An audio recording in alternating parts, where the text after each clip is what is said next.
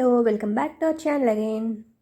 ఈరోజు వ్లాగ్లో నేను కొన్ని డిఐవైస్ చూపిస్తాను.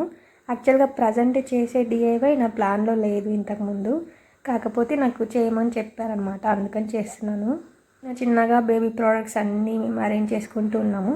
సో వాటిల్లో ఇది కూడా ఒకటనమాట. అందుకని చెప్పి ఇంకా దానికి కావాల్సినలాగా నేను కలర్స్ ఏమున్నాయో చూసుకుని ఏవి ఎక్కువ కలర్స్ ఉంటే ఆ కలర్స్ వాడదామని చెప్పి స్టార్ట్ చేశాను. ఇంకా ఈ కోకోనట్ షెల్ దానిపైన అంతా తీసేసి ఇచ్చారనమాట, పీచ్ అదంతా. సో కొంచెం నీట్గా చేసి ఇచ్చారు. దానిపైన నేను పెయింటింగ్ వేస్తూ ఉన్నాను. యాజ్ యూజువల్ ఏమీ ప్రిపేర్ చేయాలి, ఎలాంటి పెయింటింగ్ వేయాలి అదంతా ఏం అనుకోలేదు, కానీ వేద్దామని కూర్చున్నాను. ఎందుకంటే అప్పటికప్పుడు ఏదో ఒకటి అనిపిస్తుంది, అది వేయడమే. మేము మా వర్క్స్ మేము చేసుకోవడము అంటే ఏమైనా చిన్న చిన్న వర్క్స్ మావి మిగిలిపోయి ఉంటాయి కదా, అలాంటివి చేసుకోవడమైనా కానీ, లేదంటే ఇంకా బేబీకి సంబంధించిన వర్క్స్ అవన్నీ హాస్పిటల్కి వెళ్ళే ముందు ఏం కావాలో అవన్నీ చేసుకోవడము, లేదంటే ఇంటికి వచ్చిన తర్వాత కూడా కంఫర్ట్గా ఉండడానికి ఏమేమి చేయాలి అవన్నీ ఏంటంటే 37th వీక్ వరకు మ్యాక్సిమం కంప్లీట్ చేసుకుందాము అని చెప్పి ఫిక్స్ అయ్యామన్నమాట.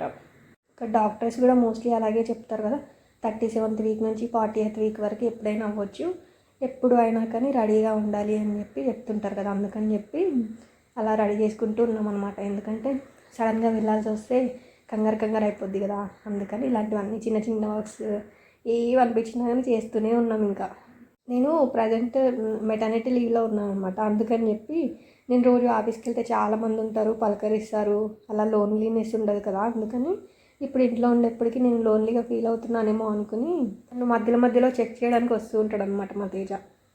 ముందు రోజు అంతా నేను కొంచెం ఎక్కువసేపు పడుకున్నాను, అందుకని బోర్ కొట్టి పడుకుంటున్నానేమో అనుకుని ఇది నాకు ఇచ్చి దాని పైన అంతా తీసేసి ఇచ్చాడనమాట. కలర్స్ అవన్నీ తీసుకొచ్చాడు, నా ముందు పెట్టాడు. సరే చేసుకో ఇంకా బోర్ కొట్టకుండా అని చెప్పి వెళ్ళిపోయాడు.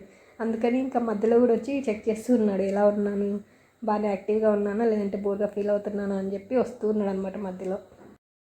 నేను ఎక్కువగా ఖాళీగా ఉండకుండా నాకు బోర్ కొట్టకుండా ఉంటే చాలు, ఏ వర్క్ అయినా కానీ చేసేసుకుంటూ ఉంటాను. దాంట్లో నేను ఏదో ప్రొఫెషనల్ అవ్వాలి అలా ఏమి ఉండదు. నాకు వేయాలి అనిపిస్తే ఈ పెయింటింగ్ వేసేస్తా, లేదంటే ఇంకేదైనా వర్క్ చేయాలనిపిస్తే ఆ వర్క్ చేస్తా. అలా నాకు కంప్లీట్గా అది రావాలని లేదు కదా, నేర్చుకుంటాం రాకపోతే అంతే.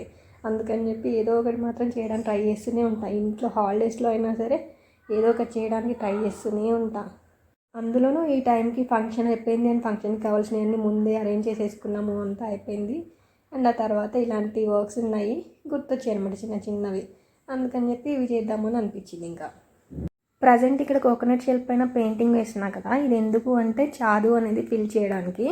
ఇంట్లో ఆల్రెడీ ప్రిపేర్ చేసుకుని తీసుకుని వచ్చారనమాట, దాన్ని ఫిల్ చేయడానికి నేను దీనికి రంగులు వేస్తున్నాను. ఎలా తిరగాలి, తిరగడం అంటే అలా కాదు, ఇలా కదా నువ్వు తిరుగుతా అని చెప్పింది నాకు. మొన్నడాకేమో ప్రాక్టీస్ చేసావు ఫుల్గా, ఎప్పుడు తిరగమనగానేమో రౌండ్గా తిరుగుతున్నావు. ఇదే నా పద్ధతి. లేకపోతే ఎవరిళ్ళు వచ్చి మామూలుగా నుంచున్నారు కానీ నువ్వు కాదు అని చెప్పి అనుకుంటారు కదా, అందుకని ప్రాక్టీస్ చేస్తున్నా.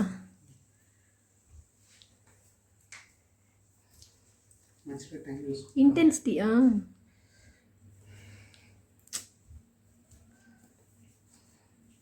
మరి అంత ఓవరాక్షన్ వస్తుంది. డెలివరీ టైం ఇంకా దగ్గరకు వస్తుంది అని డాక్టర్ చెప్పిన దగ్గర నుంచి మా తేజ ఏం చేస్తున్నాడంటే సడన్గా లేస్తాడు, లేచి అటు ఇటు సీరియస్గా తిరుగుతూ ఉంటాడు అనమాట. ఫస్ట్ టైం ఏంటంటే నేను ఏం చేస్తున్నాడు అని అనుకున్నాను, ఎందుకు అలా తిరుగుతున్నాడు, ఏమైనా టెన్షన్ ఏంటి అని చెప్పి అడుగుతూ ఉంటే ప్లీజ్ డిస్టర్బ్ చేయకు అని చెప్పి ఇంకా ఫుల్ సీరియస్గా తిరుగుతున్నాడు అనమాట. ఎందుకు అలా తిరుగుతున్నావు, ఏమైంది చెప్పు అని అంటే, ఆల్రెడీ డెలివరీ డేట్ దగ్గరకు వస్తుందని డాక్టర్ చెప్తున్నారు కదా, అందుకని నేను ఇప్పటి నుంచే ప్రాక్టీస్ చేయాలి, సినిమాల్లో ఇలాగే చూపిస్తారు అని చెప్తున్నాడు. ఇలా తిరిగితేనే తెలియని వాళ్ళకు కూడా తెలుస్తుందంట. ఆల్రెడీ తెలిసిన వాళ్ళకి ఎలాగో నేనే ఫాదర్ అని తెలుసు, కానీ అక్కడ ఉన్న వాళ్ళందరూ కూడా తెలియాలి కదా. నేను ఇంత టెన్షన్ పడకపోతే వాళ్ళు నన్ను గుర్తుపట్టరు, అందుకని చెప్పి ఇంత టెన్షన్ పడుతూనే ఉంటాను నేను. అండ్ ఇది ప్రాక్టీస్ కోసం కాబట్టి రిహార్సల్స్ చేస్తున్నా అని అంటున్నాడు. ఇలా ఉంటాయి మా కాన్వర్జేషన్స్. అండ్ ఇద్దరమే ఉన్నా కానీ ఇంట్లో అస్సలు బోర్ కొట్టదు. ఇలాగే టామ్ అండ్ జెర్రీ ఫైట్స్ ఉంటాయి అండ్ ఏదో ఒకటి మాట్లాడుకుంటూనే ఉంటాము. ఫ్రెండ్స్ కాబట్టి ఇంకా ఫ్రెండ్షిప్ అలా కంటిన్యూ అవుతూనే ఉంది అప్పటి నుంచి కూడా. నేను ఫేస్కి ఏమైనా ఇలా పెట్టుకుని చాలా రోజులైందనమాట, రోజులు కదా సంవత్సరం అయిపోయింది.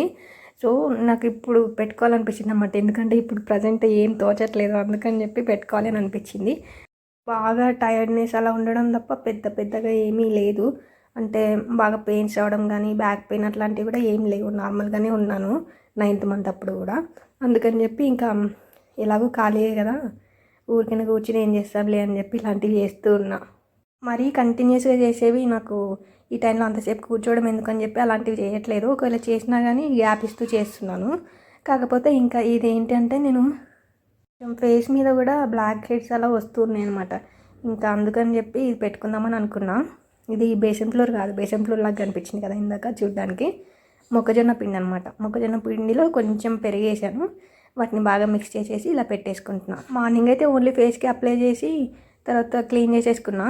కాకపోతే ఈవినింగ్ టైంలో అయితే మొత్తం బాడీకి కూడా ఇది అప్లై చేశాను. బాగుంది, ఆ రోజంతా మంచిగా సప్పల్ అండ్ స్మూత్గా అయిపోయింది ఫేస్ అండ్ బాడీ అంతా.